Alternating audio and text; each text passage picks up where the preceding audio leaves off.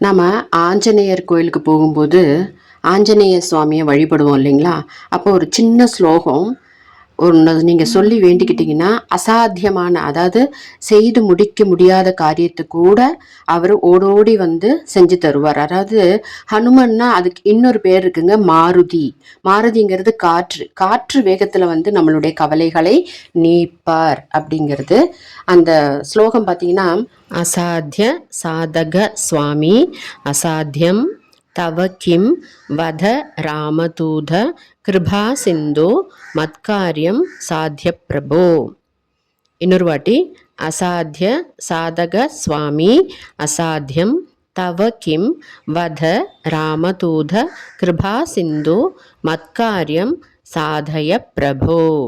நம்ம மனமுருகி வேண்டிக்கிட்டோன்னா ஆஞ்சநேயர் சுவாமி ராமதூதன் அல்லவா, ராம பக்தன். ராம பக்தர்களுக்காக ஓடோடி வந்து நம்ம கவலைகளை தீர்ப்பார்.